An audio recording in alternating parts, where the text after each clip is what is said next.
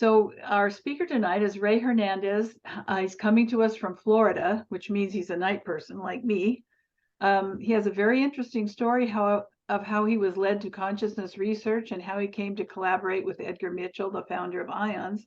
He's been interviewed twice by Jeffrey Mishloff, host of New Thinking Aloud on YouTube, as well as many other national presentations and interviews. He's currently the director of the Consciousness and Contact Research Institute, an academic research institute comprised of more than 25 Ph.D. academics, medical doctors, and researchers whose mission is to explore the relationship between consciousness research and the phenomenology of paranormal experiences, or what they call contact modalities. In 2018, he and a team of retired Ph.D. academics published an 820-page book titled Beyond UFOs, The Science of Consciousness and Contact with Non-Human Intelligence, which he's going to tell us about. His most recent book, available from Amazon, is titled The Mind of God, a Spiritual Virtual Reality Model of Consciousness and Contact Modalities. So, Ray, I'm going to turn it over to you. Thank you for the introduction, Dottie. And thank you, everyone, for attending. It seems like almost everyone here was not planning to attend or didn't know about this meeting, but I think I telepathically conveyed to you how important my discussion was today, and you showed up. So anyway, let me start the presentation. Let me click on share the screen. And all of my books are going to be available for free as of May the 1st. And it's going to be on our website. Our web developer has not modified it. It's still in draft format, our website. But if you send me an email, I could send you much of these books for free. I could send you PDF copies. And the email is info@agreaterreality.com. And if you want to be able to see the authors and the titles for our organization, the Consciousness and Contact Research Institute, and the authors for our 2-volume book, A Greater Reality, go to our website, which is agreaterreality.com. Okay, the title of my talk is Towards a Unified Theory of Consciousness and the Contact Modalities. As you can see, I have numerous degrees. I went to UC Berkeley for a PhD, Cornell for a master's, and I just recently retired as a tax attorney with the U.S. Department of Treasury. Previous to March of 2012, I had zero interest in near-death experiences, out-of-body experiences, UFOs, and the paranormal. And I would have thought that everyone here in this meeting, that all of you were crazy. On March the 3rd, 2012, our 15-year-old dog, Nena, who you can see in that picture, she was quite ill. She had severe arthritis, a bad heart. She walked like an old lady on crutches. And that day, she became paralyzed at 8 p.m. I called our vet, who was a family friend, and we agreed to euthanize her the next day. My wife prayed all night to the Virgin Mary of Mexico, La Virgen de Guadalupe, for a miracle. The next day at 6 a.m. in our living room, my wife saw this object, which was translucent. She thought it was an angel, the angel that she had been praying for all night. She was a devout Roman Catholic, born and raised in the Catholic religion, and the type of Catholic that had to go to Mass every Sunday. Every Thursday, she had to go to this group prayer meetings, and she went to every retreat at the church. And so she then began to call me, Ray, come downstairs, but she wouldn't tell me what it was. She wanted me to see her angel. And this is what she drew of what it looked like. This is a graphic rendering. When she hauled me out of bed at 6 o'clock in the morning, she wouldn't tell me what it was. So we went down the stairs. And then all of a sudden, my wife and our dog, Nena, disappeared right in front of me, vanished. And then this translucent energy being totally controlled my thoughts, my consciousness, and it put me to sleep. When I woke up 45 minutes later, my wife and our dog instantaneously reappeared. And then my wife looked down, and the dog was running around the entire living room, totally healed, totally cured. She had a miraculous medical healing. And my wife began screaming in Spanish, "The angels cured her, the angels cured her, the angels cured her." And so that day began a total transformation of my views of my reality. It felt like an atomic bomb blew up in my brain. 2 months later, my wife, the dog, woke my wife up at 3:30 a.m. And so my wife went downstairs to open the back door for her, but the dog was jumping in the front door. So she opened the front door and she went outside. And when she looked up, she saw this huge object right on top of her. And it was huge. It was like 300 feet wide, like a football stadium in length. And it was a UFO. And then she began to call numerous UFOs. She would pray outside, and these huge UFOs would appear. And in Mexico, she was there an entire month, and same thing happened. And that was numerous witnesses in Mexico. Her sister, friends that were a dentist, another attorney, and her two nieces were both teenagers, and they all saw the objects that my wife was calling down. And so in August, when she returned from Mexico, she told me what had happened. And I said, "Oh, what the hell? Let's give it a try. Let me try to call down a UFO too." And within 15 minutes, this object that you're looking at appeared right on top of myself. And then later on, my daughter and 3 adult witnesses. And it was literally, the bottom of it was 30 feet away from us. And it was huge. It was like a small football stadium. I don't want to get into the details here, but basically that's when I realized that this was a holographic projection, because I informed them telepathically they better come up with something better than this, because my friends don't believe what they're watching. And then all of a sudden, what we were watching totally changed, and a new projection was put in its place. Also, I realized that this intelligence is able to upload information of my previous communications with my daughter, reprogram it, and send it back as a telepathic message. For example, I heard my daughter's voice saying, "Daddy, next time you see a UFO, please call me." I had never spoken to my daughter about UFOs, but yet they programmed it in my consciousness as if my daughter's voice was telling me this. After this 45-minute experience with this UFO that was 30 feet away from us, I began to have, for almost 4 years, nonstop, many paranormal experiences, psychic experiences, out-of-body experiences, synchronicities, physics downloads, sightings of various physical forms of non-human intelligence, other UFO sightings, and 3 near-death experience related type of experiences, all within a 4-year period. And in May of 2013, it was 9 months after that initial experience in my living room, I had a very profound experience where I was driving in my car, ready to go to work. And then all of a sudden, in the middle of a traffic jam, no less, where I was taken to another multi-dimensional reality. And that experience seemed to last like a half an hour.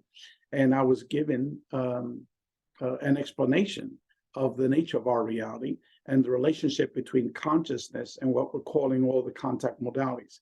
I don't have enough time to go into those details, but I'll be discussing some of those theories as we move along.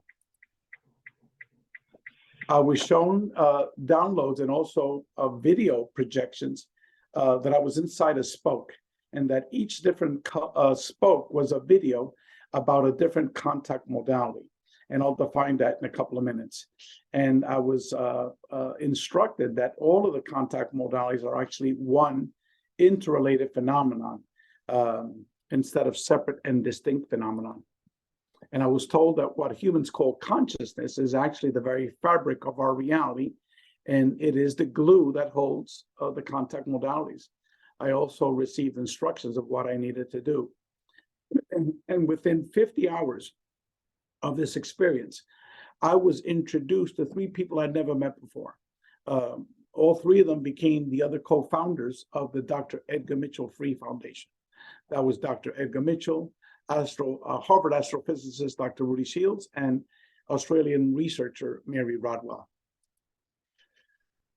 The contact modalities are all of the different ways that humans are piercing the veil of our physical reality via what Dr. Edgar Mitchell termed non-local consciousness, and are having diverse contact experiences with various forms of non-human intelligence. The term contact modalities, I coined that term in 2013 in a paper that I published in the Dr. Edgar Mitchell Free Foundation website titled The Quantum Hologram Theory of Consciousness and the Contact Modalities.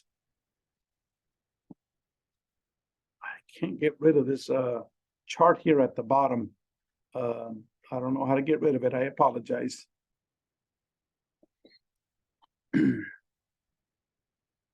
What are the contact modalities? The contact modalities are UFO contact experiences, near-death experiences, out-of-body experiences, ghost and spirit communications, astral travel experiences, remote viewing, hallucinogenic journeys, mediumship channeling, and numerous other forms of contact with non-human intelligence.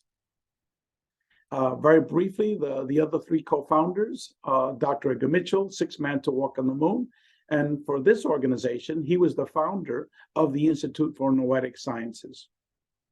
And Edgar passed away in February of 2016. This is a picture of myself with Edgar in one of our conference calls. As I said, we were very close friends. Dr. Rudy Shields is an emeritus professor of astrophysics at Harvard University. He was a professor there for over 45 years. And Mary Rodwell is a UFO contact experiencer researcher for more than 35 years, and she lives in Australia. And as I said before, I never met these people before, and within 50 hours, I was at the home of Edgar Mitchell, and I already had met Mary, I had met Rudy, who then introduced me to Edgar. And I was in Edgar's home 2 days after that out-of-body experience. So there's no coincidence here. There's no synchronicities. These were orchestrated events.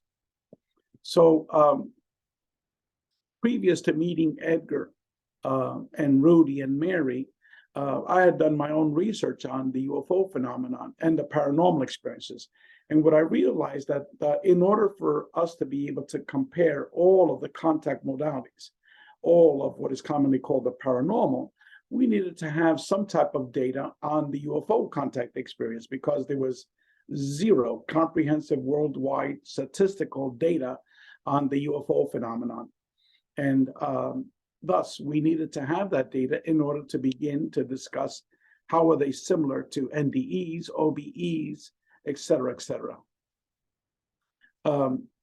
In my books, I use the term CAP, which refers to consciousness aerial phenomenon, instead of the term UFO or a UAP.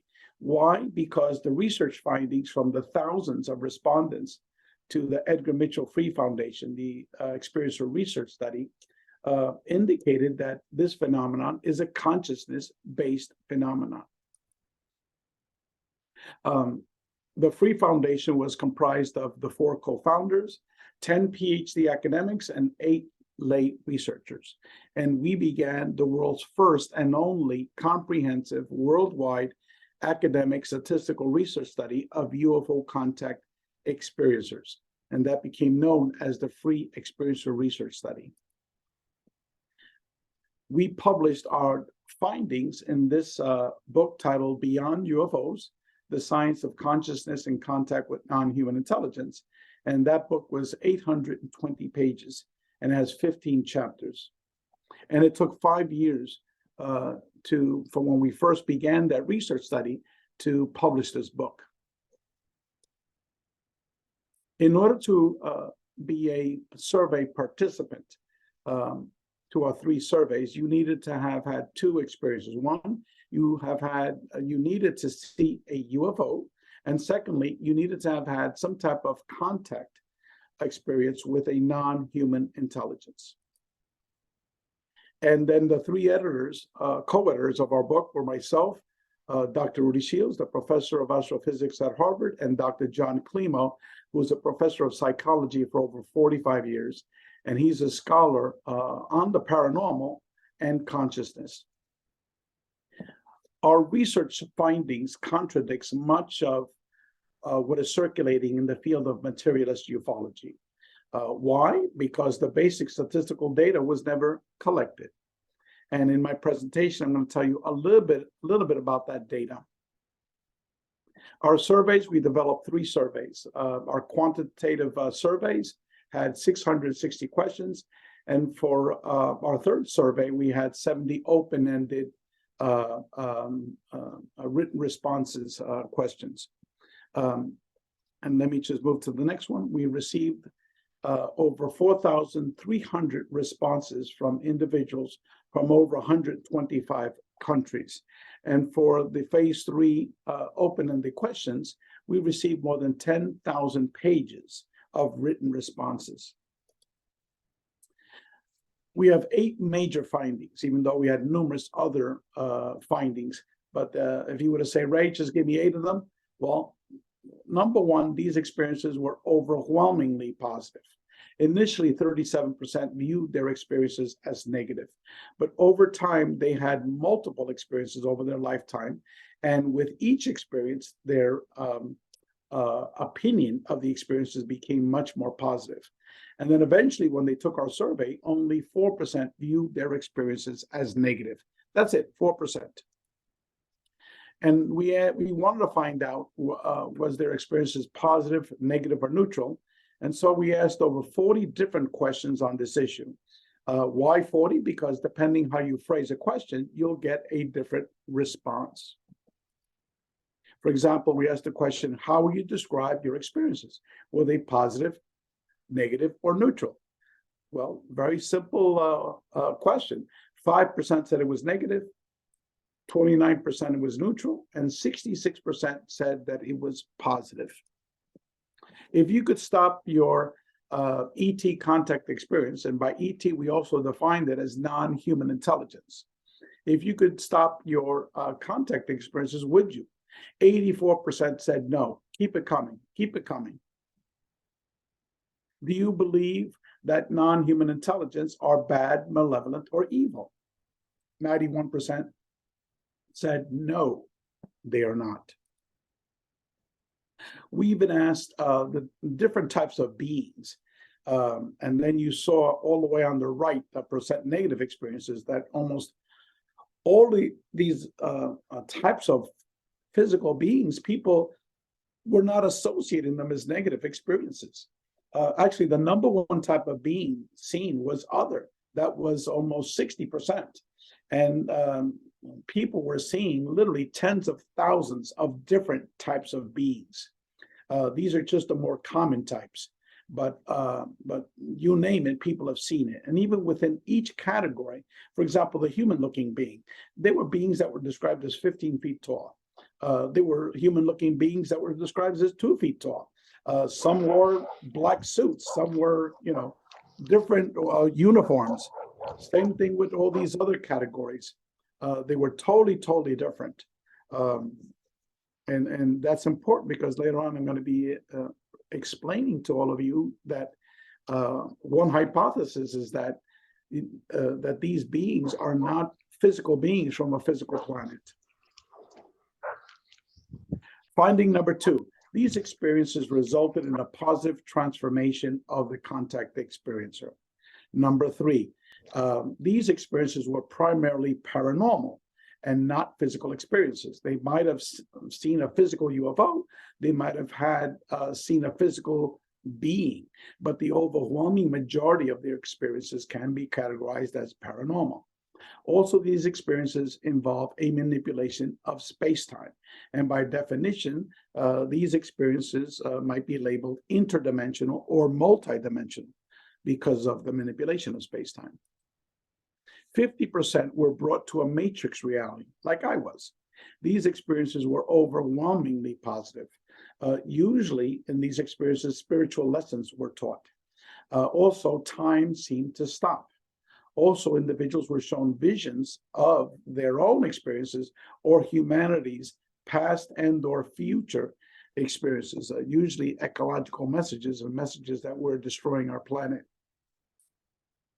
50% of these people reported a UFO medical healing, just like our dog. And this was documented in chapter 6 of our book, which is focused on UFO-related medical healings. And then the last major finding was that 85% of these experiencers that took our surveys understand that there is a relationship between UFO contact, the paranormal, and the spirit world. Now, let's go over some of these specific areas. The contact resulted in a positive transformation of the experiencer. We borrowed over 70 questions from Dr. Kenneth Ring. And Dr. Kenneth Ring was a professor of psychology at the University of Connecticut. And he was one of the early NDE researchers. And in 1992, he published a book titled The Omega Project, Near-Death Experiences, UFO Encounters, and the Mind at Large. And in this book, which was a statistical research study, he compared 85 UFO abductees with 85 near-death experiences. And what he found out was that these individuals changed in exactly the same way. Depending on the question asked, between 75 to 95% responded that they had a positive transformation. Now, this seems like someone is walking or eating something in the background. If people can mute their computers. So let me go over some of these details. We asked the question, how did UFO contact change your life? And 51% said it was highly positive effect in changing their life. 22% said it was slightly positive effect in changing their life. 17% said it was neutral. 6% said it was slightly negative effect. And 4% said it was highly negative effect in changing their life. So you can see overwhelmingly, most of these people had a positive effect in changing their life. In terms of a question we asked was, since my first UFO contact experience, okay, did this particular concept, was it strongly increased somewhat? No change, decreased somewhat, or strongly decreased.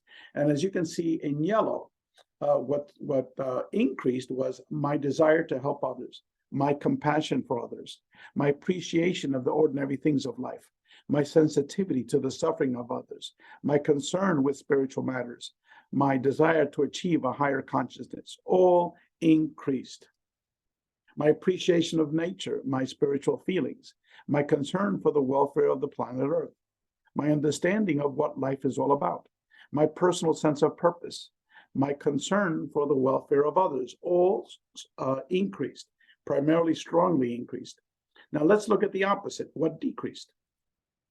What decreased was my concern with material things. All of a sudden, they didn't care about getting a brand new Mercedes-Benz every year, okay?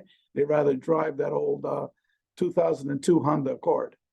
My interest in organized religion, my competitive tendencies, my fear of death, my desire to become well-known, to be famous, all of this decreased in these individuals. Now, another finding was that these experiences were primarily paranormal and not physical. And as I said before, these are all individuals that saw UFOs. These are all individuals that have seen a physical, one or more physical beings. But their experiences, just like my own experiences, overwhelmingly were categorized as paranormal. So let's take a look at some of this data. On the right, you'll see in blue highlighted as yes. And we asked, have you ever had an out-of-body experience? 80% said yes. A near-death experience, 37%. A medical healing on either you or a member of your family, by non-human intelligence? 50% said yes. Have you ever received telepathic communications? 78%.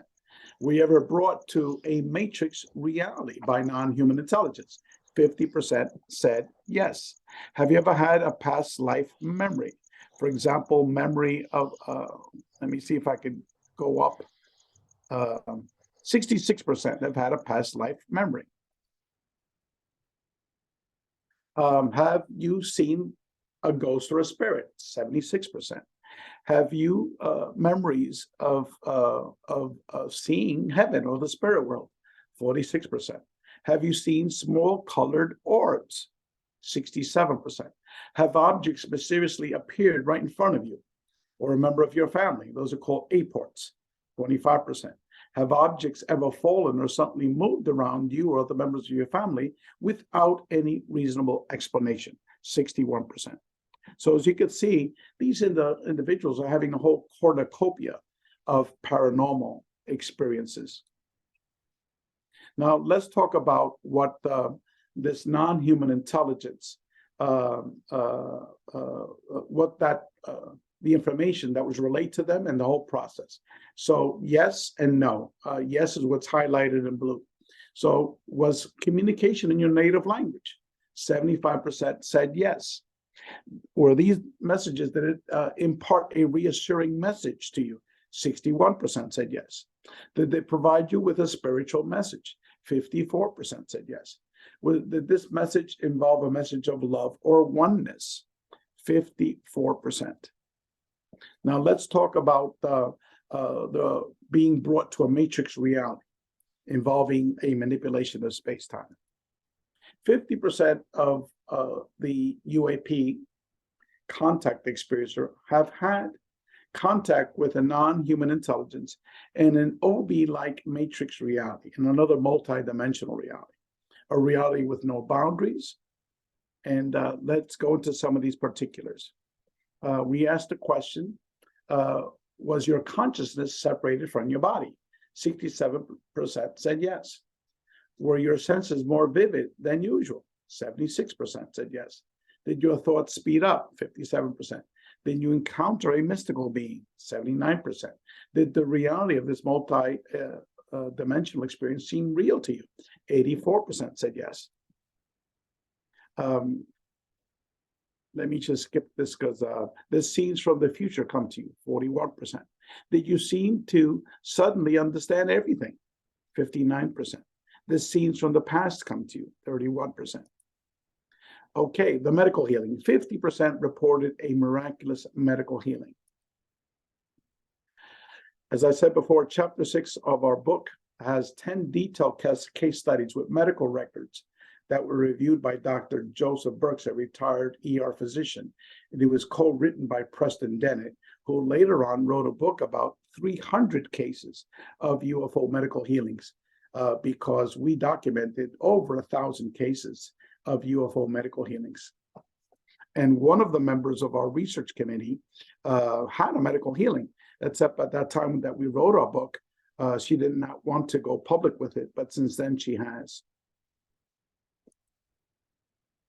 This is the book that Preston Dennett wrote after chapter 6 of our book, and partially based upon our data from our research study, and it's 300 cases of UFO medical healings.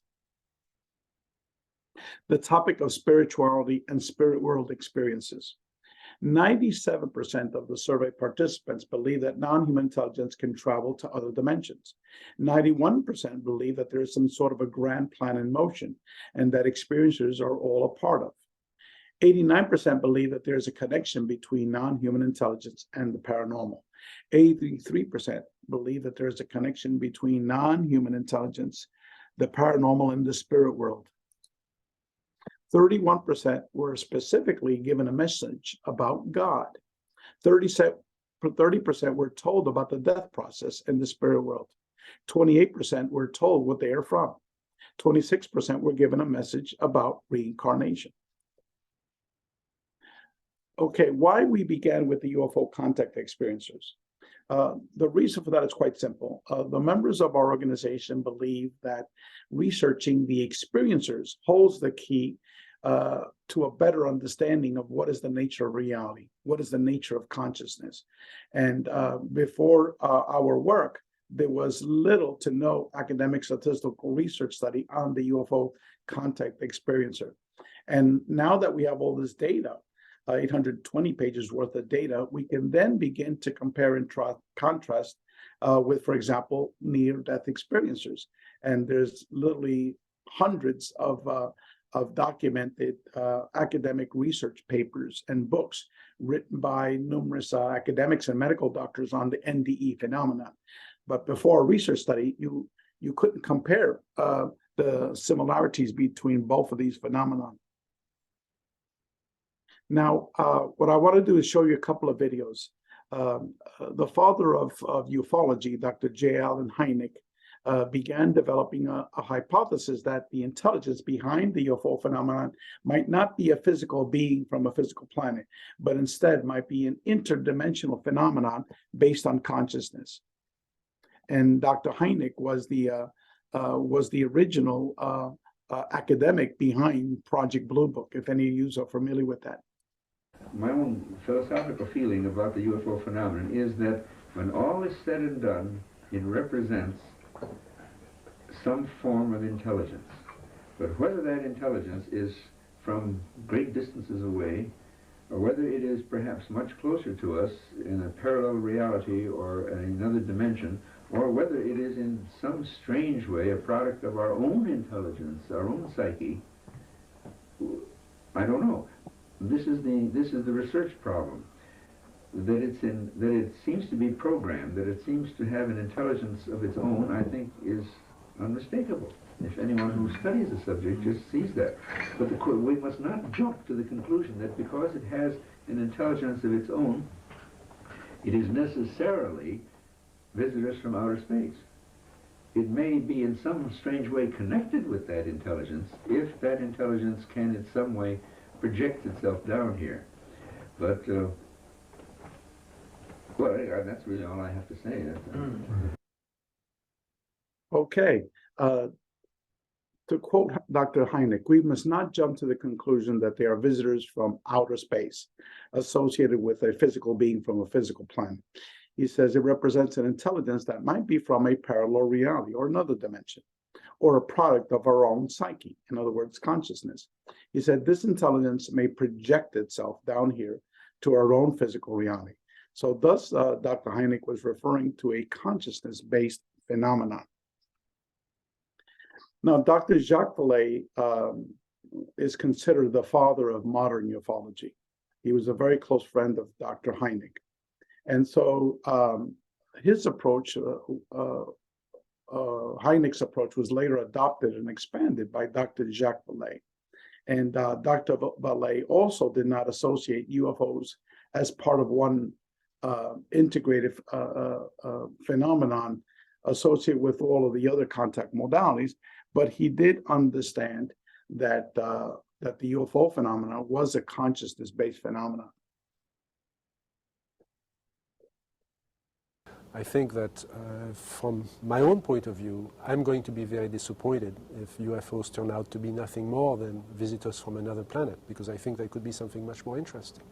Something from another dimension, a space or time? I think what the UFO phenomenon is teaching us is that we don't understand time and space. Mm-hmm. Here are objects, I think we have to call them objects, that are physical, that interact with the environment, that cause effects on the witnesses, on the psychology and the physiology of the witnesses, and leave traces on the ground, and yet are capable of, appear to be capable of manipulating time and space in ways that go beyond what our physics understands today. Okay. George Knapp, some of you might listen to Coast Radio, which is primarily a radio show that discusses the paranormal, what we call the contact modalities. And George Knapp is one of the primary hosts on Coast to Coast Radio. And over a 40-year period, he has interviewed thousands of guests on the topics of ufology, the paranormal, parapsychology, near-death experiences, out-of-body experiences, all of the contact modalities. And he also shares the same hypothesis as Dr. Jacques Vallée. Aliens may not be from other planets, that flying saucers may not actually be craft from other worlds, that it might represent something else. The lesson is that somehow all of these phenomena are related. Flying saucers is not going to be the answer to these bigger questions, that you need to have a much broader understanding of the nature of reality itself. The universe is telling us something here. It's telling us that the reality isn't what it used to be, that reality is far more mysterious and complex and mind-boggling than maybe we can imagine. It makes UFOs look, and Roswell and crashes look very small. Okay, so basically his approach is a consciousness-based approach. He also told me in that interview that consciousness is primary, and that by his statement saying that flying saucers, which is a materialist approach to ufology, is not the answer to these bigger questions. And so let me move on. Dr. John Alexander.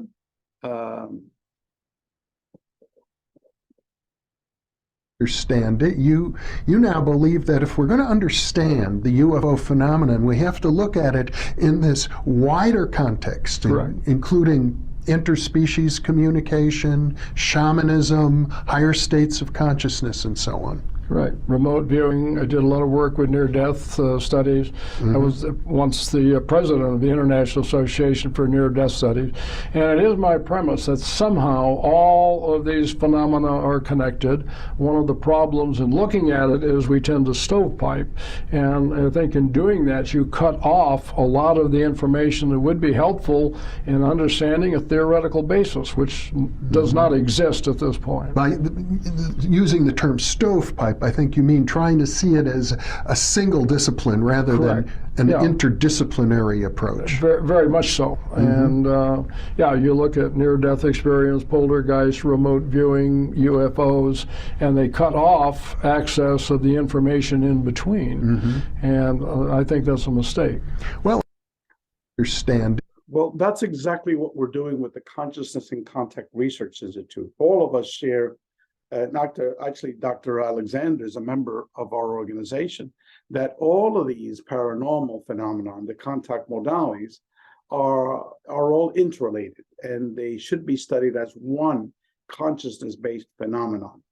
And what we're trying to do with our organization is to develop a comprehensive academic research study of experiencers of all of the contact modalities to see how they're interrelated and how the similarities with each other. So what Dr. Alexander is suggesting, we're actually doing.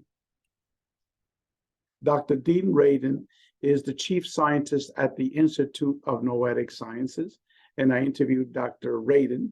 I was invited also to speak at IONS several years ago by Dr. Edgar Mitchell and Dean. So this is Dr. Dean Radin, the chief scientist at IONS.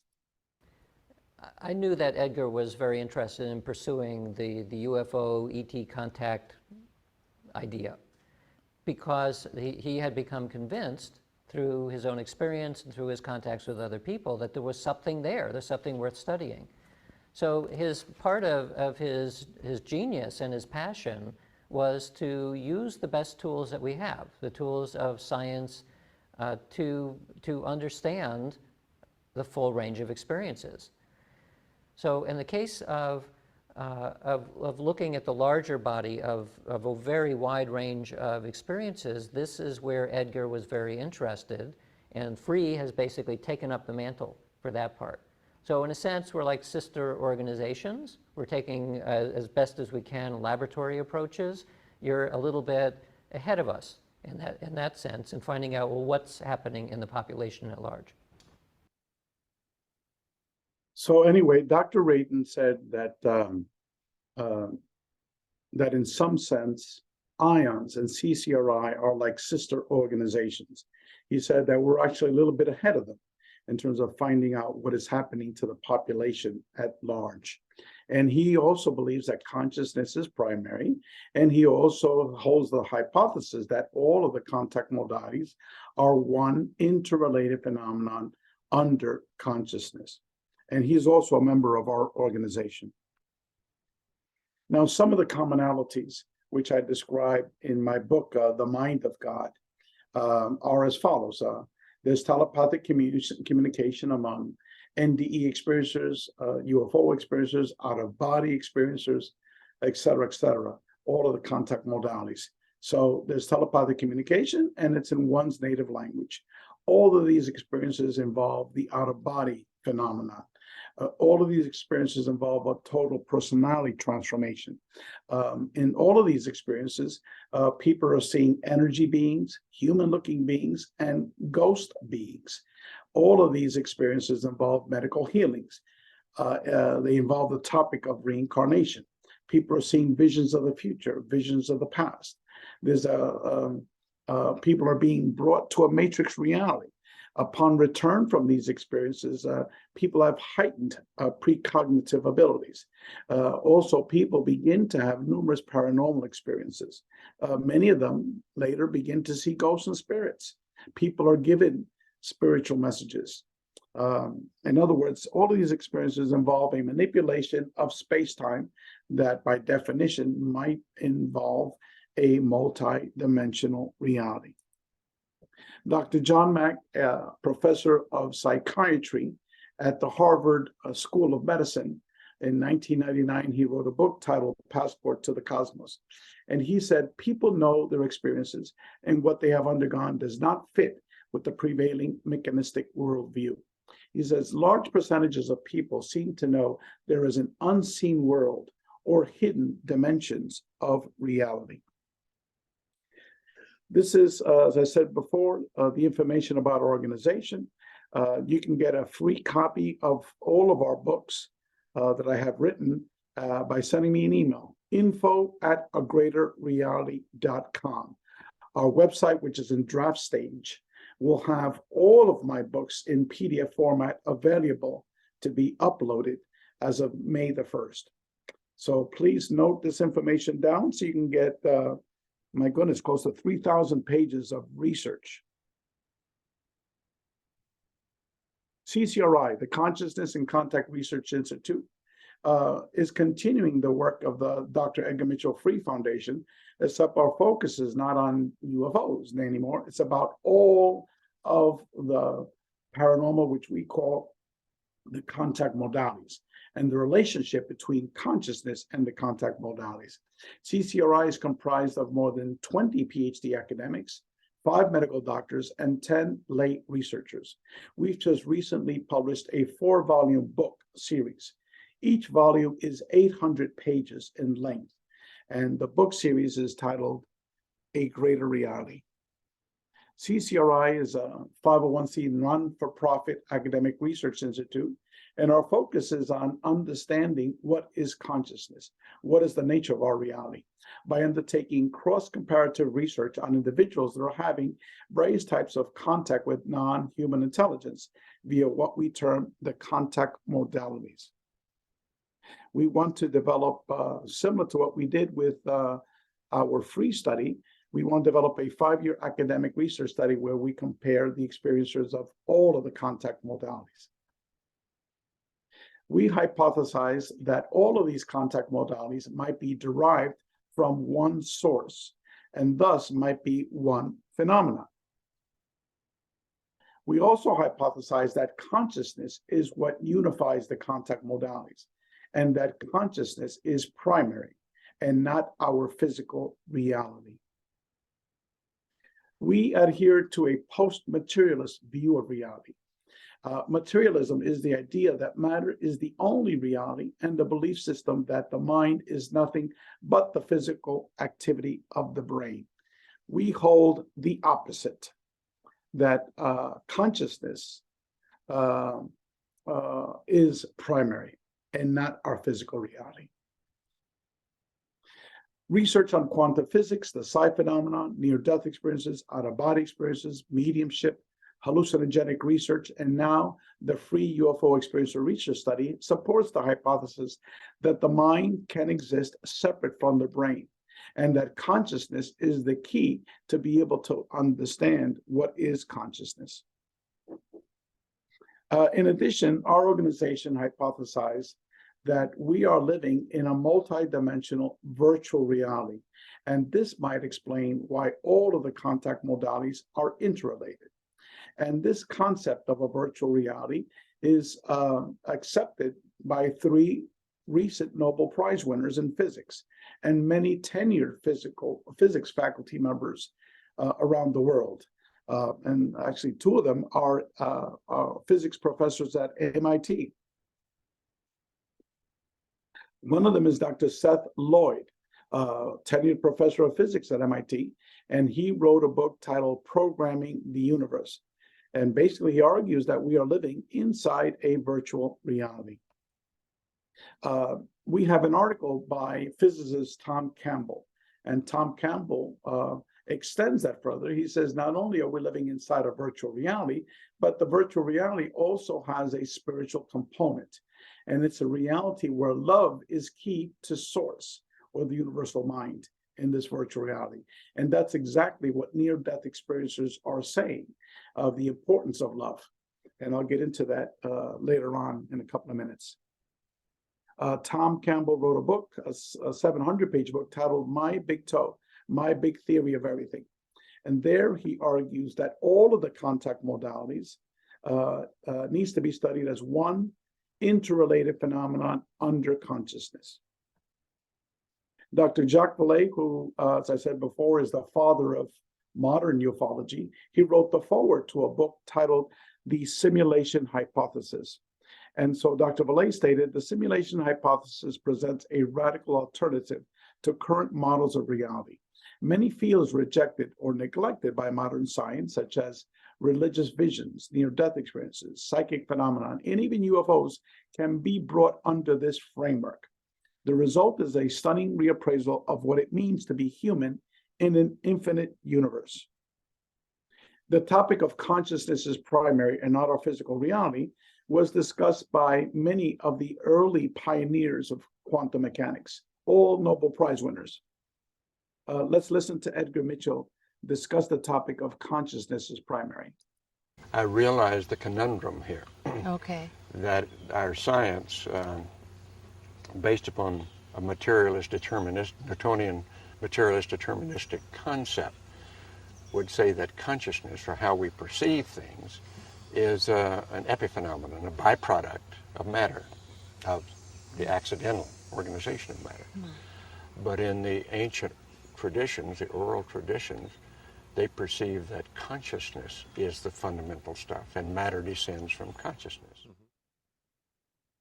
Erwin Schrödinger, Nobel Prize winner in physics, stated that consciousness cannot be accounted for in physical terms. He said, for consciousness is absolutely fundamental, and it cannot be accounted for in terms of anything else. Raymond Moody, consciousness is primary. Also, I could have given you a quote of Max Planck. Max Planck, Nobel Prize winner in physics, one of the pioneers of quantum mechanics, also said that consciousness is fundamental. Niels Bohr, Nobel Prize winner in physics, consciousness is fundamental. So now we have Raymond Moody, who coined the term near-death experiences. And he really is the pioneer of NDE research study. Raymond Moody. Consciousness and materialism. And I have never been a materialist, I'm sorry. And it's, that's not been my philosophical. I can recite to you all the great materialist philosophers and what their arguments are, but I just don't buy it. To me, it's consciousness has always been primary from the time I was 7 or 8. And, I had to pass all my philosophy tests on all the materialist philosophers. I mean, I understand that stuff. It's just that I don't agree with it. Raymond Moody has a Ph.D. in philosophy and also is a medical doctor. And as I said before, he was the pioneer of near-death experience research. Max Planck, Nobel Prize in Physics. And what he stated was, I regard consciousness as fundamental. I regard matter as a derivative of consciousness. We cannot get behind consciousness. Everything that we talk about, everything that we regard as existing, postulates consciousness.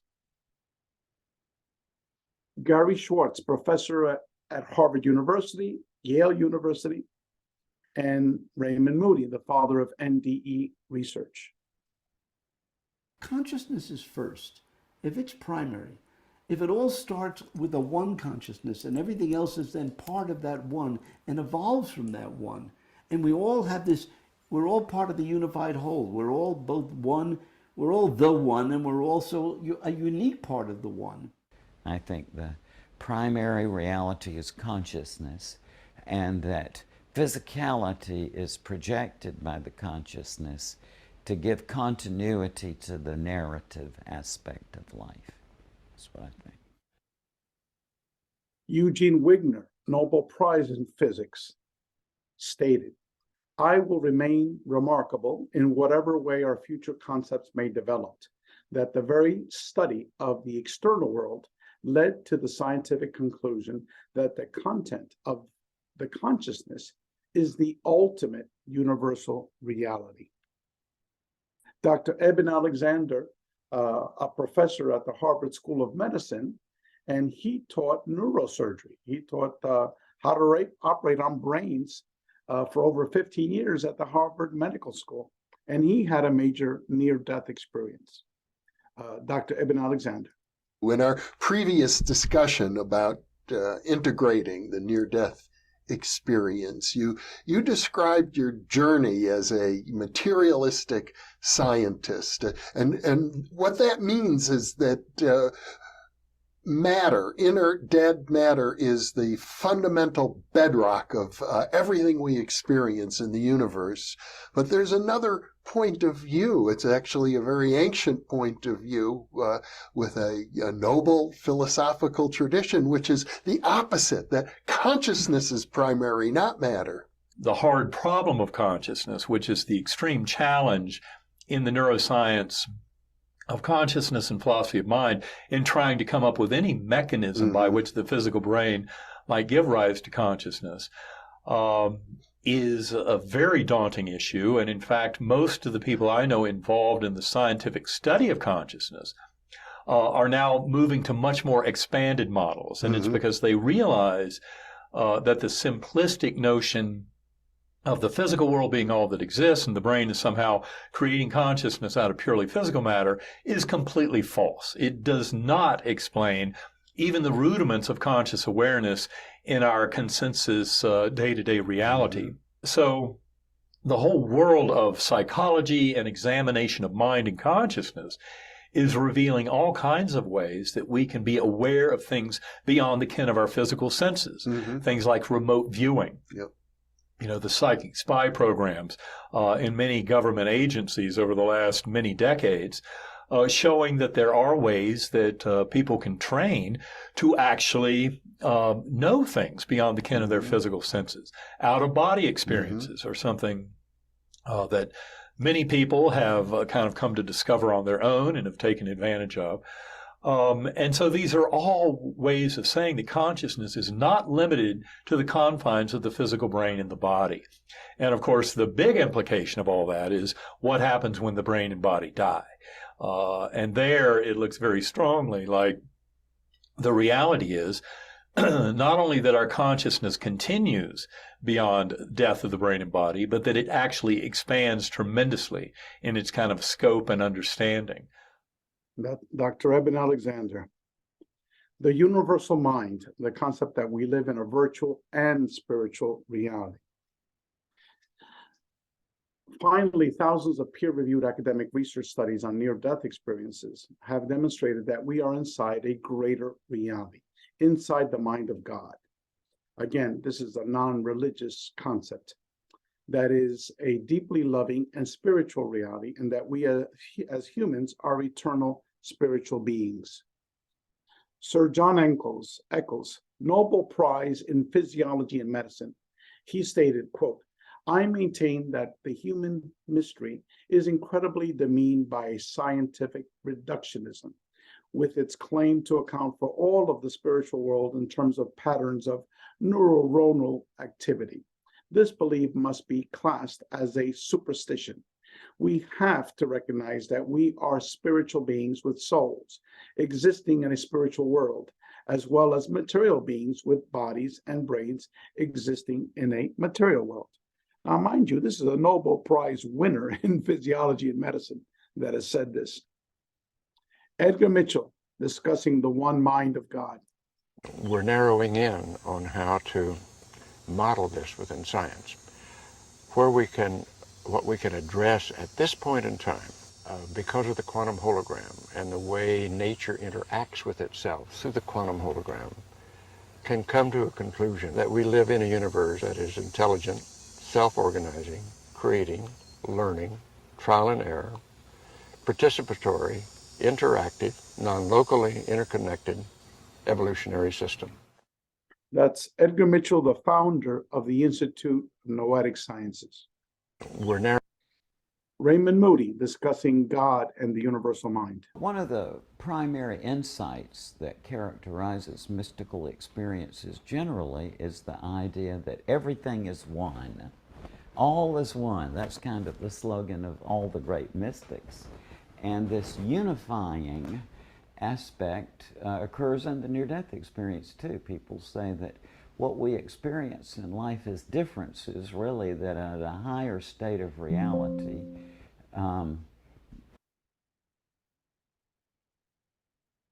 oh, sorry about that.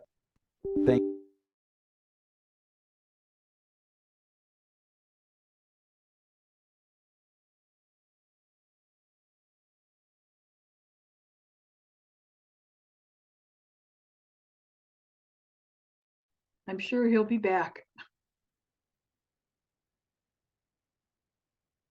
Computers are really acting up today, the computers and the emails.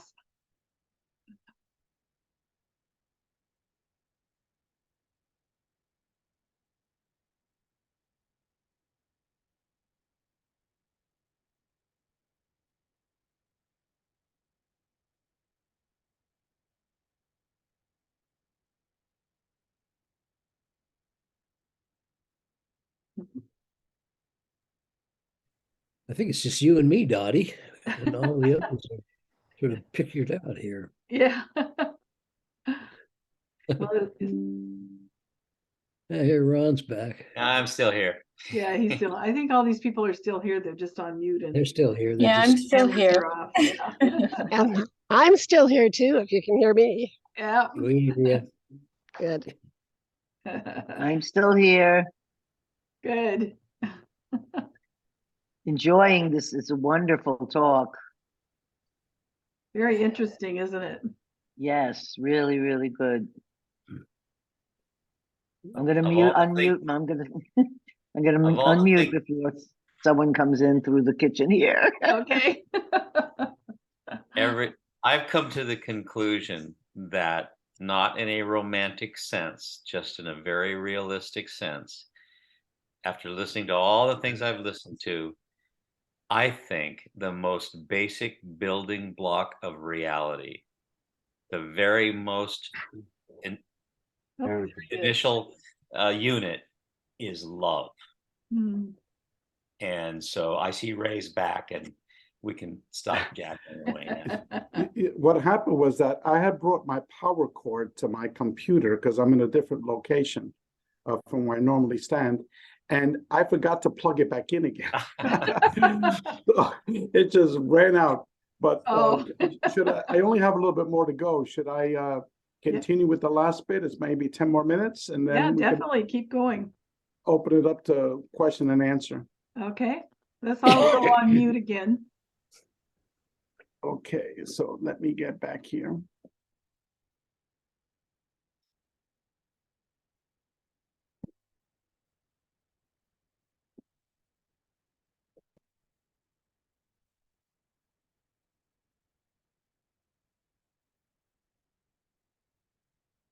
Okay, do people see Raymond Moody's slide? Yes.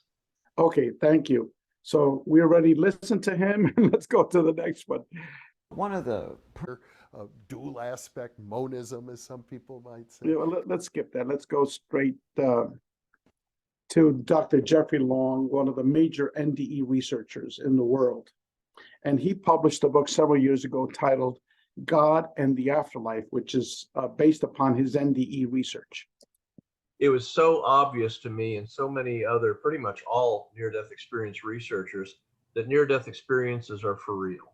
So given that premise, you really have to have that premise established, which between my research and many others clearly establishes before you can go the next step. And that is, okay, if you totally understand based on evidence that near-death experiences are real, what else can you understand? What's important in them to learn? And for me, it was very obvious. That is the big picture, God, the afterlife, sort of why we're here on earth, if you will, the big question. So I was able to do that, Ray, because I'm in private practice and I'm not as constrained as other of my research colleagues are in academic environments and subject to criticism and potentially impairment in their career based on criticism of the research. I was wide open. I could publish whatever I wanted to do as long as it was the truth based on the professional situation I'm in. So I literally, Ray, had the freedom to explore this in a way that other people knew but were reluctant to share about. And of course, another big thing is I have the evidence. I asked the survey questions. I really had that interest in that and explored that with the best scientific survey questions possible to really understand that and nail that down. So as you say, God and the afterlife, the first word I use, of course, God. Absolutely, Ray, just as you implied right there, and as others have found, there's that unity, oneness of all, God, the one, the everything. Near-death experiencers, Ray, have a hard time with the word God. They so often say that's a human word to describe something that is beyond human language and beyond human understanding. That is the one, the overwhelming. And the great news, Ray, from my research, God is profoundly loving, cares for us, wants the best for each and every one of us in our earthly lives. So it was a fantastic experience to do the research that led to that book, to share that with the world. And it's one of the most remarkable, positive, creative representations of God that I'm aware of. So that's exciting to bring that to the world. And that's Dr. Jeffrey Long, who is an oncologist, a cancer specialist, and one of the major NDE researchers in the world. It was so... Okay, now my introductory chapter to the greater reality, which I discussed earlier, is a 4-volume book series. And my introductory chapter was very long. It was over 200 pages. And so I converted it into a separate book. And the title is The Mind of God, a Spiritual Virtual Reality Model of Consciousness and the Contact Modalities. And this book presents my theoretical explanation of the one mind of consciousness, of the nature of our reality. This is the cover of our book, The Mind of God. If you send me an email, I'll send you this book for free, a PDF copy of it. And my email is info@agreaterreality.com. And very briefly, in the book, I discuss all of these concepts that you see in this drawing, and that is that we perceive our reality as just physicality. And because we're taught that human consciousness begins and ends with the brain. And Edgar Mitchell added ESP. He said ESP was the sixth sense. And then if we have an out-of-body experience, as you see on the right, human consciousness pops out of this 4D reality and goes into what I call a 5D reality. And that's a reality where you're interacting with the physical reality. Your consciousness is outside of your body, but and out-of-body experiences or remote viewing, clairvoyance, you're always interacting with your physical reality. And then the lucky few people are able to pop out of this 5D reality and they're having astral travel experiences. And we don't know how many astral planes there are, but that experience is very, very similar to the near-death experience. And many of these individuals state that in these astral planes, there's a community of conscious sentient beings, almost an infinite diverse number of these conscious sentient beings. And then all the way at the very top, you'll see the universal mind of God. That's where people go when they have an out-of-body experience. They're given a life review by this, most of the time, it's an energy being that people are shown their lives, they're seeing deceased relatives, et cetera, et cetera. And also on the left side, you'll see the contact modalities. And that's where these conscious sentient intelligences come down these astral realms into our 4D reality. And that's where you, 2 days after your Aunt Sally died and you buried her, in your living room, you're seeing Aunt Sally, very physical, in her favorite Sunday dress, looking at you. And she's there for about 30 seconds and then she disappears. So the consciousness of your Aunt Sally is coming down the astral realms and appearing to you in a physical format and then goes back. And so in our book, we're arguing that the tens of thousands of different intelligences that people are seeing in the UFO contact phenomenon operates just like Aunt Sally. These are not physical beings from a physical planet, physical ETs, but these are all manifestations of consciousness, just as Dr. Alan Hynek stated, Dr. Jacques Vallée has stated, and numerous other researchers. And so this is just a very simplistic model of the migration of human consciousness from the 4D reality up through all the different astral planes to the mind of God. And then when you have an NDE, you're told you got to go back. You got to go back. No one wants to come back. Everyone understands that they're in the realm of the mind of God. That's their home. But yet they're told to come back, and many times they're forced to come back. So then your human consciousness is going down back to the 4D reality. This is the cover of our book, A Greater Reality, the New Paradigm of Non-Local Consciousness, the Paranormal, and the Contact Modalities. And you see all the way at the bottom left, we have 5 co-editors. Myself, Dr. Rudy Shield, a professor of astrophysics at Harvard, Dr. John Climo, Dr. Michael Grosso, a retired professor of philosophy, got a Ph.D. from Columbia University, and Dr. Jeffrey Long, who you just heard, the NDE researcher. And this book, which is 4 volumes, is going to be available for free as of May 1st on our website. And you see all the way at the bottom right, you'll see the information for our email and our website. Our website is agreaterreality.com. Our book, A Greater Reality, has 4 volumes. Volumes 1 and Volume 2 are theoretical chapters. And these are chapters that are written by Ph.D. academic professors and medical doctors, primarily by them. And volumes 3 and 4 are chapters that are written by experiencers of the contact modalities. And each volume is 800 pages. As I said before, volumes 1 and 2 are written by 25 PhD academics, 5 medical doctors, and 10 lay researchers.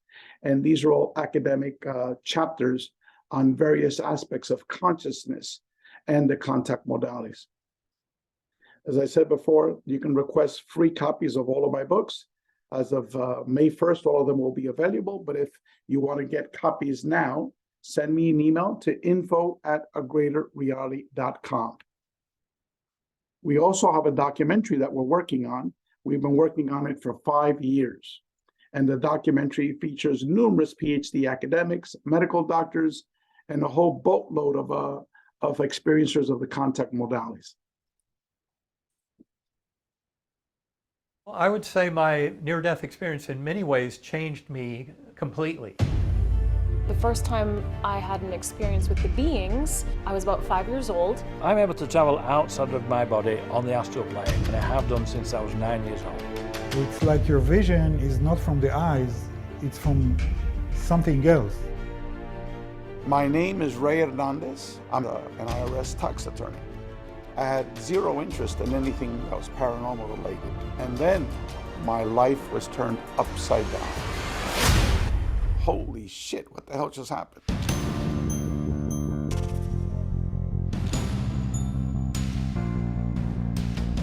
Would have an out-of-body experience 3 or 4 times a month, and I learned how to move, fly, walk through walls. The elements of a near-death experience are, first, separation of consciousness and out-of-body experience. I detached from my lifeless body. There were beings, spiritual beings swirling around me and bringing me peace. A being of complete compassion and love and knowledge. I was shown things that you just don't see in this world. When I opened my eyes, there was Katie, this little girl spirit. I wanted to know where she was buried. I'm going to the cemetery and she's guiding me. Right here is her little place. And their eyes were these glowing, green, blue, iridescent, beautiful eyes, but kind of spooky because they were so bright. It was like looking at a hologram. So what I discovered is as people become more aware of their experiences, that their perspective in life is changed. I think one has always changed. I think that's what our ancestors were trying to tell us. And so I started looking at the Bible in a different way.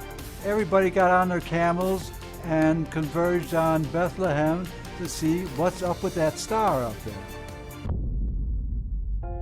Consciousness is at the heart of all of this. It is that glue that binds all of these experiences together. Our consciousness includes the physical universe. It includes the cosmos. Everything we know about quantum physics and cosmology. We are saturated with intelligent life right here and right now. And it's only by bringing all these pieces together, both finding their commonalities and how they can each inform each other, that we can then see the big picture. Is there life after death? Do we live in a simulated reality? Is it possible that all of these paranormal experiences are somehow interrelated? Humanity needs to change. We need to become much more spiritual. We need to become much more ecological. We need to become much more loving and caring. And that's why it's taking place right now. It changed my life in a way that I no longer have a fear about death. And that's what I think we're here to do, is to bring an aspect of God into physical existence. From my perspective, quantum physics doesn't only allow for the spiritual realm, that is, for the afterlife and for reincarnation, for all these things to be real, it insists on it.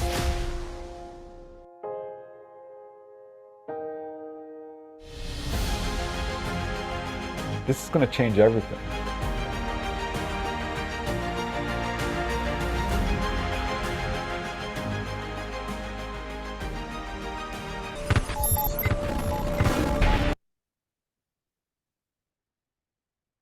Okay, the title of the documentary is A Greater Reality, One Man's Journey of Discovery, and we expect to release the documentary in the fall of this year, 2023. And once again, this is our information, the Consciousness and Contact Research Institute, and the website and email. And that concludes my presentation here, but I want to be able to take everyone very, very quickly to our website, just to take a quick peek of our website.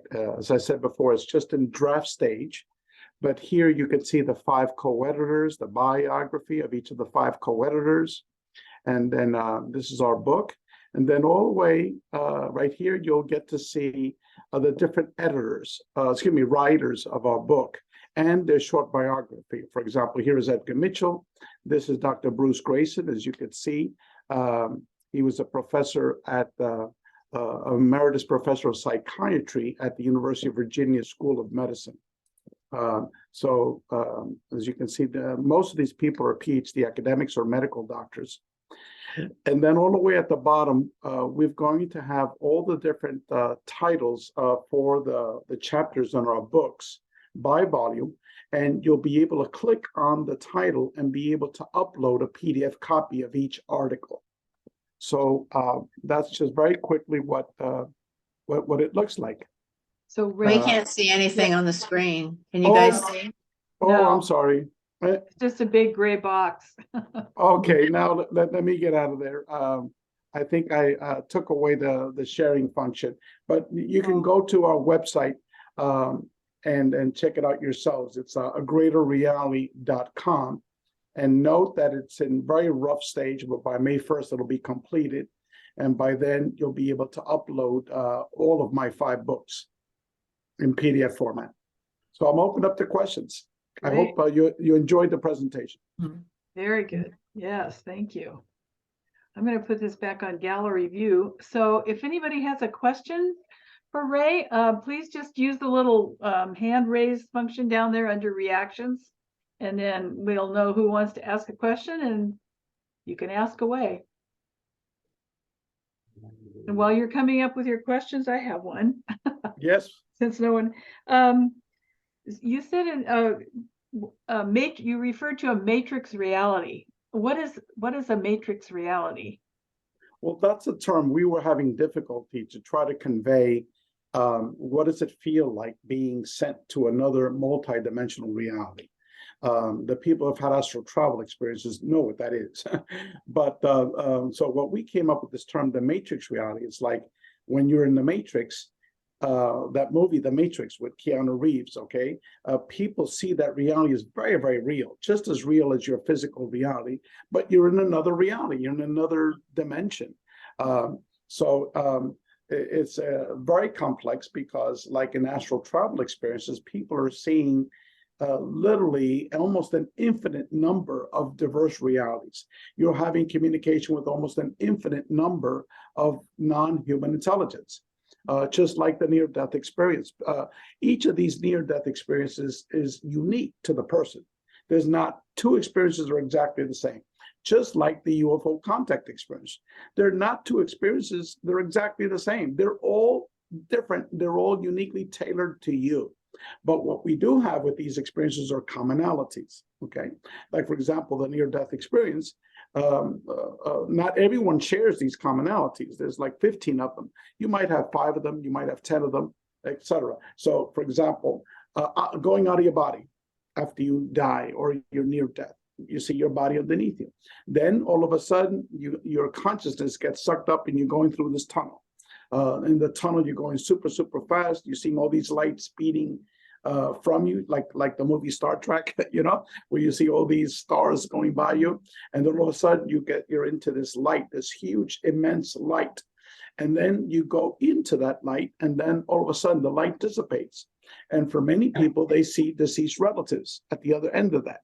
Then they have telepathic communication with these deceased relatives, and then for some people it's these angelic beings. Very humanoid looking or in energy formats. And then for some people, they have the privilege of encountering this intelligence that people associate as God. Most of these experiences, God is seen as an energy being. Some people that are religiously oriented, they see Jesus Christ. Some see Buddha, they see Muhammad, you know, but in the Christian perspective, which most of the research is taking place, a lot of people that do see an actual physical being, they see it as Christ. But for the overwhelming majority of these individuals, it's an energy being. Then this being that people previously see as God gives you a life review. You're shown all the good things you've done in your life, all the bad things you've done in your life, but not to send you to heaven or hell. You know, it's you are doing your own judgment, okay? And I could go on, but these are all commonalities of the NDE phenomenon. And so the matrix reality is a way for that we used in our survey to be able to describe the multiverse. And so we could describe it multidimensional reality. We could use another term, but unless you've actually had these experiences, it's extremely difficult in a short survey to be able to define these things. So we put in multidimensional matrix reality, and because you could literally write a half-page definition of each of the terms that we used in our survey, but we just didn't have that space and to be able to do that. Thank you. I hope I've answered your question. Yes, thank you. Milt, I see you have a question. You're on. The mute. Thank you. I'm sorry.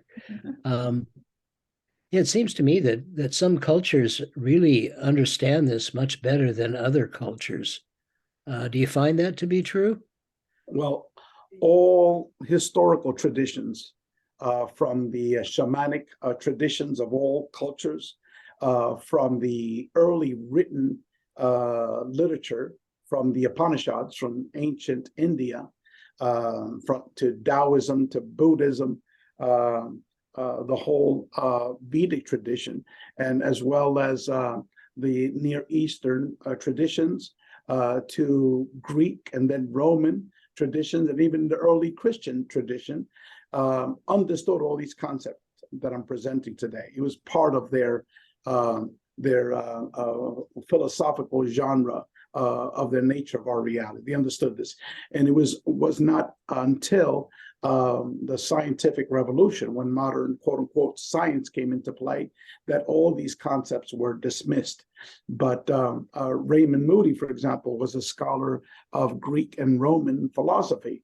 And he and I had a very extensive conversation about all the Greek philosophers. They all understood that consciousness was primary. And so all of these ancient traditions understood the concept of consciousness being primary, that we're all one. And it's only modern science that has tossed it away, because these are materialists. They believe that consciousness begins and ends with our brain, and that our physical reality is the only reality. But those people are totally clueless. I hope that each of them has a near-death experience so they can understand the nature of these complexities. And let me just follow that up with a question then. You had pointed pretty hard at science as obscuring our understanding of it in modern cultures. Are there other things that you would classify there? Religion, language, hubris? I'm not trying to name them. I'm just trying to understand why it is that we don't grok this reality of life. Well, in terms of scientists, as I said earlier, most of the early pioneers of quantum mechanics, many of them Nobel Prize winners, they all understood that consciousness is primary. Why? Because their research into quantum mechanics led to the non-local aspects of our reality, to the topic of consciousness. For example, in the double slit experiment, they still can't explain it. The double slit experiment, the whole topic of entanglement. These are concepts that modern physics just their response is compute and dismiss, just shut up about it. We can't explain it. But yet these early pioneers understood these topics. In terms of other impediments, in terms of what I just presented, obviously religion is an impediment to all of this, because religion holds that only my religion is the true religion. If you believe in something different, you're going to go to hell.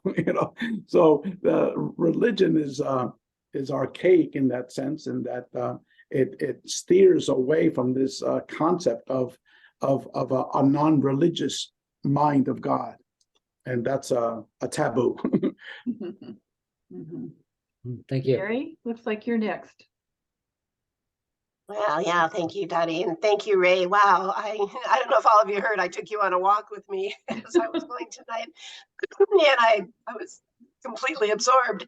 But my curiosity is there anything about us all being together right now and speaking of it and being open to any kind of an experience that allows it to be conjured up while we're here? Well, let me give you some suggestions of conjuring up an experience. Okay. Go to the internet or on Facebook and type in CE5. I prefer the term HICE, which is Human Initiated Contact Experiences. And all over the world, these groups are popping up in many other major cities where people are gathering as a group to call down a UFO. And again, I don't call them UFOs, I call them consciousness aerial phenomenon. And you'll realize that this is a huge phenomenon of people getting together to try to conjure up these consciousness aerial phenomenon. So that's one suggestion. Another suggestion is listen to some of Robert Monroe's binary beats tapes. And these are tapes that he developed many, many, many years ago to try to teach people how to induce out-of-body experiences. Okay. And that's how one of the gentlemen in my video, Preston Dennett, learned how to do out-of-body experiences. He would listen to these binary beats for years. And finally, boom, he popped out of his body. And then he became totally scared. And he said, oh my God, I'm dead, And then boom, he went right back into his body because he was scared. And then the first time that he had an astral travel experience where he wasn't looking at his dead body, as his sleeping body underneath him, or he wasn't traveling around the neighborhood or something like that. He was in some other reality, a multidimensional reality. Again, he freaked out because he was like, I died. I know I died, and that was because he had popped out of that reality. And so he started all of this by listening to Robert Monroe's, just type it on the internet, binary beats. And many of them of this information is available for free on the internet to download. Another suggestion that I could have is a lot of people have borrowed a way to induce an altered state of consciousness via holotropic breathing. And that's actually, it's an ancient tradition from the Upanishads, where you're doing these deep breathing exercises. And what that does, if you do it correctly, it induces an altered state of consciousness. And for many of these individuals, they pop out of their body, okay? The yogis have known this for thousands of years, which induces out-of-body experiences. And I had a friend, one of the members that wrote an article, a professor, that did a holotropic breathing one session. All of a sudden, he heard a voice talking to him saying, Raul, don't worry about your wife becoming pregnant. In 2 weeks, she's going to tell you that she's pregnant, and you're going to find out it's a girl, and then your wife is going to give you the name of the child, and this is her name, So the man freaked out that he thought he was going crazy. He had a voice inside his head, and he ran out of that yoga place. Okay, this is the first time he ever tried yoga, and he did these holotropic breathing. 2 weeks later, the wife came to him, Raul, I'm pregnant, And then when they went to the pediatrician, they did the sonogram, and it's a girl. And the guy's freaking out, He says, the next thing is the wife is going to tell me the name of the girl. Raul, I've been thinking about a name if it was a girl. And what do you think about this name? And it was the same name that this intelligence told him. Okay. So eventually he worked up the courage to go back, and he started doing these holotropic breathing exercises. And he says to this day, he's communicating with this intelligence, like back and forth, almost at will. And most of the lessons are about the nature of our reality, everything that I've just stated, and about the death process, what the spirit world is like. And he's given spiritual lessons, spiritual teachings. So this is a man of computational sciences. He's a computer science expert. That's what he teaches in college. Okay, so that's another way through holotropic breathing exercises, and you can go to the internet and pick it up. And then finally, you could do some DMT, some ayahuasca, or take some mushrooms, psilocybin. Okay, and we have two articles by two. One is a professor at the Johns Hopkins School of Medicine, who does research on hallucinogens, and he compared hallucinogenic use with the near-death experience. He says these people are having experiences with God, with the mind of God, via hallucinogens. And then there's another person who is a professor at the University of London. He wrote an article, basically the same thing, arguing the same thing. So again, these are usually done with some supervision. Just don't go into the woods or ask a friend, hey man, I heard you got some mushrooms, hit me up.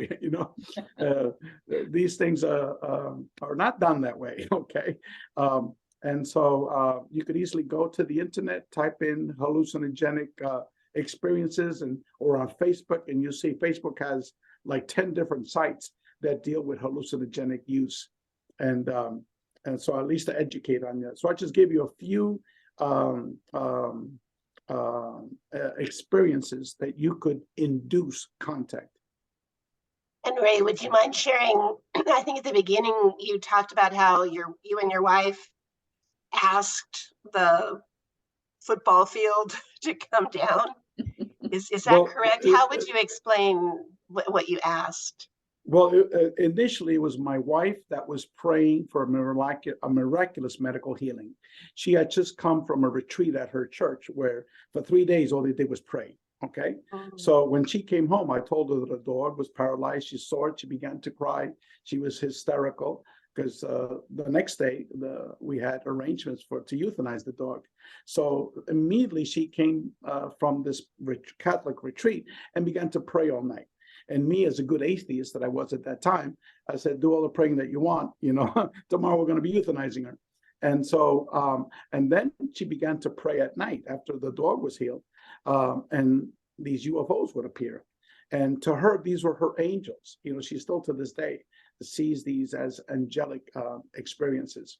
And I now agree. These are, angelic experiences, and this intelligence that we're interacting with, you could see them as modern angels. There isn't really a more appropriate term than that from my experience. And then what happened is that she came back from Mexico, and she told me about what happened. I spoke to her relatives in Mexico that saw these things, and so I said, "What the hell? Let's give it a try." Okay, and I didn't even know about what is CE5 or human initiated contact experiences. I wasn't into that concept at that time. I had just seen a video of this man called Prophet Yahweh, who in the middle of the day was calling down a UFO. And I remember the day before that I had seen that video. And so I'm waiting for a friend to give me his parking tickets. I was going to do a motion to consolidate. Okay. So I was, in the beginning, I was killing time. I wasn't interested in calling a UFO. I was just killing time. I said, okay, I'll do what my wife was doing and what this guy, Prophet Yahweh, was doing. So in the beginning, it wasn't, I wasn't really interested in it. But then as I got into it, it became much more loving. I became much more sincere. And at the end was almost, I was pouring out my heart to this intelligence because our dog was like our family member and it healed her, And so it was like pure love that was coming out. And then lo and behold, I said to myself, I need to stop this thing. I'm going crazy. Here I am calling down a UFO. I'm going, like a madman, And that was after 15 minutes. I had that thought. And so I looked up and boom, there was this huge object right on top of me. And then I heard this voice, my daughter's voice, Daddy, you and Mommy have seen UFOs. Next time you guys see a UFO, you call me. I'd never mentioned that to my daughter, okay?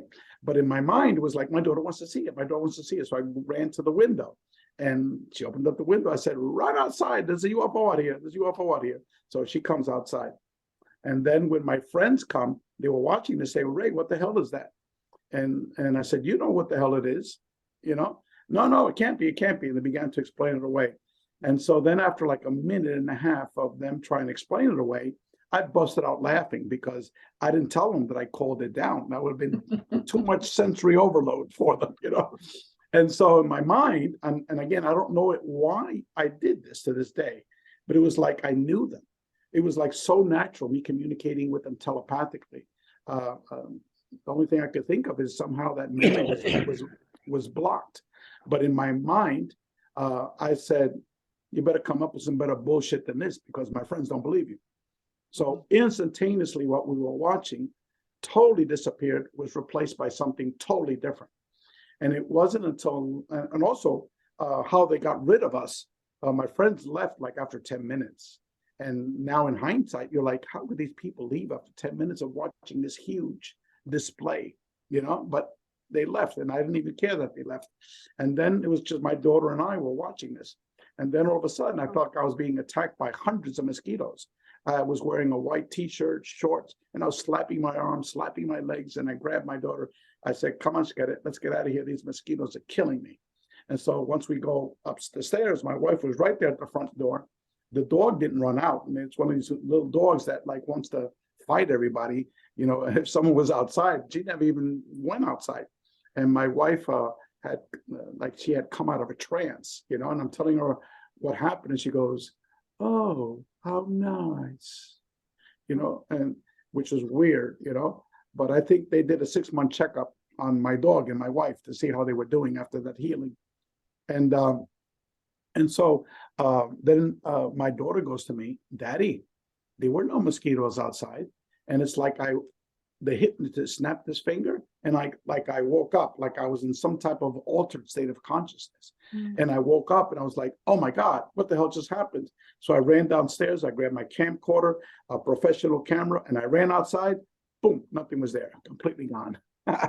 And so from that very first experience, I learned a lot of lessons. One is that this was a holographic projection, because it totally got rid of what we were initially watching, based upon me saying, "You better come up with some better BS than this, because it's not working. They don't believe you," you know. And then secondly, I understood whatever this intelligence was, it was able to get my daughter's history of expressions. It was able to re-scramble it and bring it back down as a phrase, "Daddy, you know, next time you guys see a UFO, you call me, okay? You have seen UFOs. Mommy has seen UFOs. I want to see one too." And I never said that to my daughter. I never talked to her about these things. And so, and also the projection of these mosquitoes. How could this intelligence project that I'm actually being eaten up by all these mosquitoes? You know, and just like with my living room, then I finally understood why I acted that way in that living room when I saw that energy being. Basically, what I did is I looked at it, I waved my hand at it, and I said, "This is BS. This is what you got me up for this junk. I'm going back to sleep," you know. And then I walked up the stairs and I was immediately knocked out. Okay. And then when I woke up, I had my consciousness back. I had my mind back, because I didn't care that my wife disappeared in front of me. The dog disappeared in front of me. I didn't care that I was watching this energy being. And that's not who I am. Okay. I'm a highly educated person. I'm well, at that point, highly rational person. And why did I act that way? But it was after that initial experience with that CAP, then I began to realize, oh my God, whatever this intelligence is behind it, it's able to get into my consciousness. Okay. And like it's like it knew all your thoughts, or the past, present, and future. And so that's when I realized that this is not what you see on Ancient Aliens with all these UFOs show. Those people are totally clueless as to the complexities of the phenomenon. And then once we did the research study on with Dr. Edgar Mitchell and Dr. Rudy Shields and all these other PhD academics, then I realized that my experience was not unique, that literally there's thousands of people with very similar experiences, and that these experiences were consciousness-based phenomenon. These are not a physical flying saucer, you know, with physical beings inside. This is much more complex than that. I even forgot the question that someone asked me. I'm sorry. I don't know how I got into that. You were great. Thank you, Ray. Thank you. Ron, it looks like you're next. I love it when Ray gets revved up. That's entertainment. Ray, first of all, congratulations on your retirement. Yay. Thank you. Thank you. You are no longer a robot. No, that was the most boring job one could ask, which is being a tax attorney for the IRS. That was a horrible job. I did want to say that indoctrination has an awful lot to do with the Western world's barrier to being able to get our heads and our hearts wrapped around all of this. It's an incredibly complex situation, as you say. However, I have studied, and I know Milt has, others here as well, just found ourselves interested in indigenous cultures and ancient wisdoms. And you mentioned many of them, like the Upanishads and that. Well, in Native America, which is what I can speak to, is, Geronimo was known to have been seen in two places at once. the idea that just because it wasn't written down in a book doesn't mean that oral histories are not accurate information. Also, there are such thing as myth tales, and myth tales were often used as a way to help teach how to live and how to be. And in some of those myth tales, and I'm not sure if this is a myth tale or an oral history, it might be a little bit of both, but it talked about how at one time the world was all the animals and all the beings and all of life could speak each other's language, and we all knew each other in that way. To me, I think that's really telling about what we've lost in terms of the religion of science and the religion of academia. If we just listen to the native peoples, and sometimes just the ordinary people, all of us ordinary people have so much. If you want to change and experience something about the matrix and how you can make something go a little bit different, think about what all your normal habits are, and consciously, every time you have a chance, just change one of them and do it different than you always have. It's kind of like a little exercise in perception, I guess, is what I'm trying to say. The other thing I like to say is if you really want to see how you can affect reality, walk around with a sourpuss face or walk around with a smile. You just give somebody a smile and see how your reality will change. It's just so amazing. And also to consciously walk with a front of mind kind of awareness of gratitude. We have so many blessings to be in this experience of life. And it's just a tiny bit of what's really going on. I'm convinced of all this. I know Gail knows. I know everybody that's listening to this knows what I'm talking about.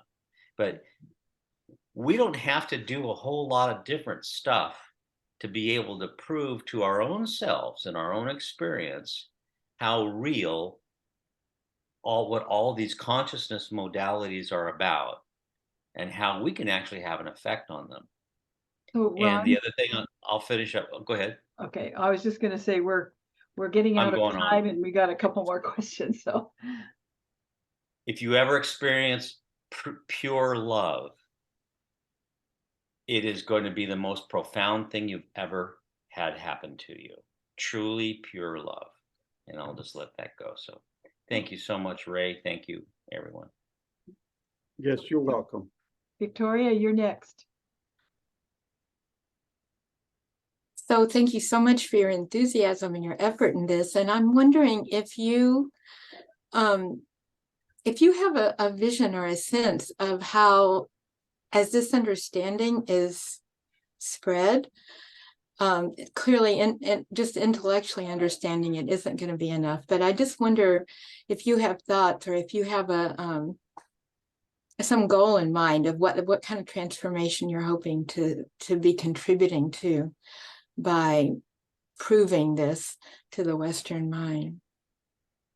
Well, I start off my book, The Mind of God, by stating that humanity has reached a point of self-destruction. Self-destruction via nuclear proliferation and the coming ecological disasters to mankind, primarily through the melting of the polar caps. You're going to have most of the major cities around the world that are at this currently at the sea level. They're going to be underwater, and that's going to have enormous ramifications in terms of food production, massive migrations of billions of people, not only within their own countries, but into other countries. And the result of that is going to be numerous upheavals, numerous deaths, and increased wars, which is going to lead to a thinning of population. So that is definitely is in our future. And so there's still time to be able for us to reduce the intensity of that, but we need to change as a species. We need to become more loving, much more caring. And I also raised the fact that 3 out of the 4 contact modalities began to be publicized in multiple languages around the world within 5 years of each other. For example, the topic of near-death experiences, that was introduced in 1975 by the publication of Raymond Moody's book, Life After Life. International Times bestseller, translated to all the major languages of the world. And now everywhere, Russia, India, China, whatever, you mentioned the word near-death experiences, people have heard it. You know, not everybody in these countries, but it's a well-known concepts. Out-of-body experiences, while not as well known as near-death experiences, that was introduced to humanity in 1972 with Robert Monroe's book, Higher Journeys. And then the topic of UFOs, of aliens, of ETs, of beings from other planets, other dimensions, all these things, that was circulating around the world in 1970 when Star Trek got syndicated to all the major TV stations around the world. So now you had these concepts being circulated in all the major languages around the world. So what makes this between 1970 to 1975, do you think that's a coincidence? This is before the internet, when you needed to have something in writing or on the radio for people, for this information to circulate in numerous languages around the world. So I argue this was not a coincidence, okay? Because it could have happened in the 1800s. They had newspapers in the 1800s, the late 1800s, they had, you know, radios that could have been circulated. So what I argue that this is not a coincidence, that this was a synchronized event, a coordinated event by the mind of God. Now you ask why? Why did this happen within 5 years? The reason is because we have reached the point of self-extinction. Humanity has. And so if there's a way that we could change that, if we can veer away from that to minimize this upcoming self-destruction, okay? How can we do that? Well, we need to become much more loving, much more spiritual. We need to be able to change all the evil, destructive patterns of humanity, the exploitation of the unrestricted capitalism that we have nowadays, where, for example, in this country, you know, the rich are getting richer, the poor are getting poorer, the middle class is shrinking dramatically. Can this continue for another 20 years? I argue no.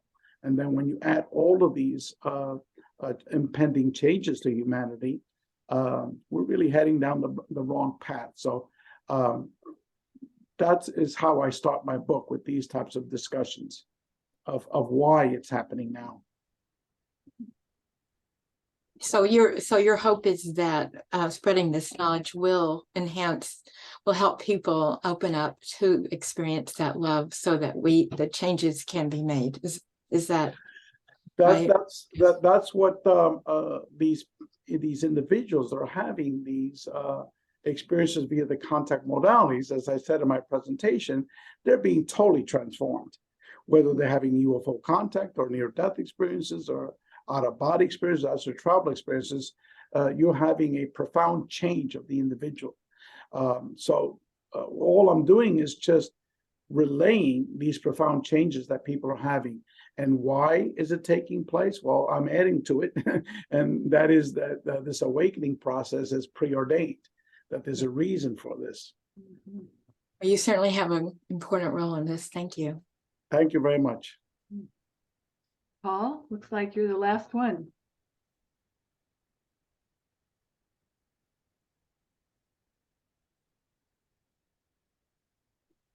There we go. Well, I too have really enjoyed your presentation tonight. I'm really intrigued by it all, and particularly by just how much you shared. It's extraordinary to me. And helps me also realize I have had some of those experiences. And I just never, today it's kind of like, oh, yeah, okay.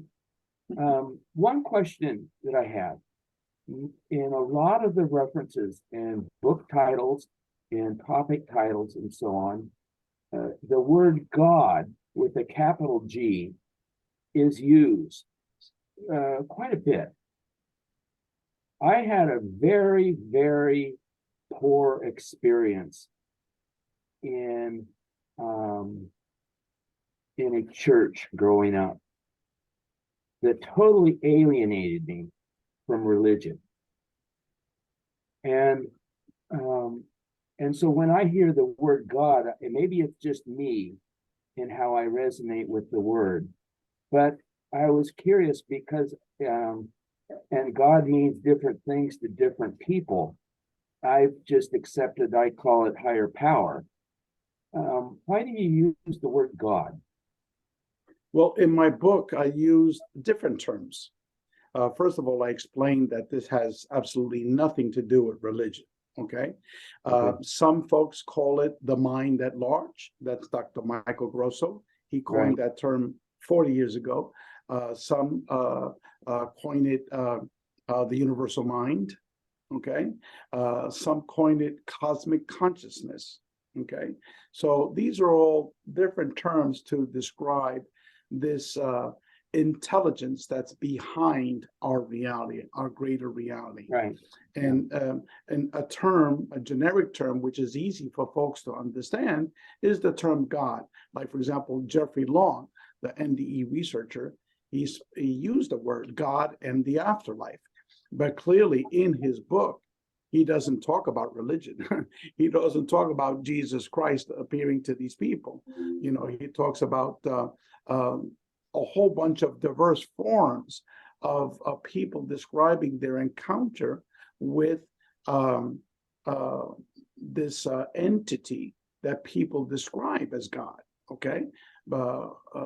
And so there's different ways to describe it, to coin it, but this has absolutely nothing to do with religion. And also, as I said before, in the UFO research study, 85% of these people have gotten information about the afterlife, about spirituality from UFO-related intelligence. Same thing if you talk to out-of-body experiencers.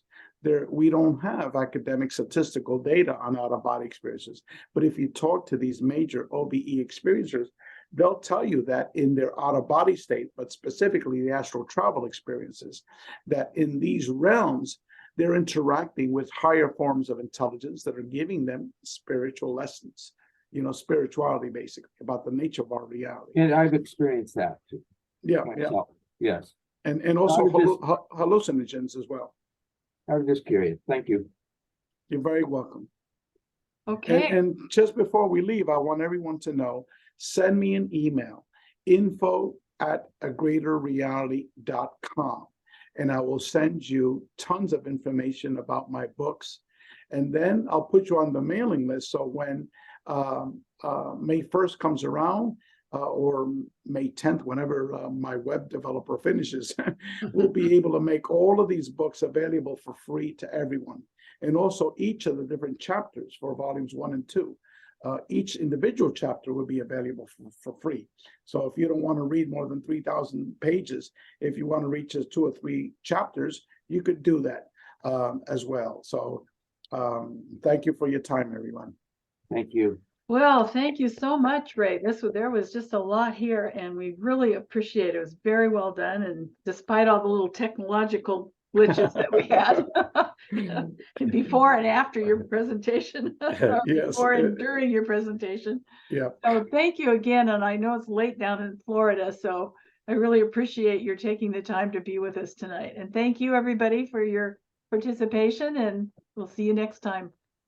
Thank you. Everyone. Bye, Thank everybody. you for your talk. Thank you very much. Thank you. Bye-bye. Good night. Good night, Ron. Good night.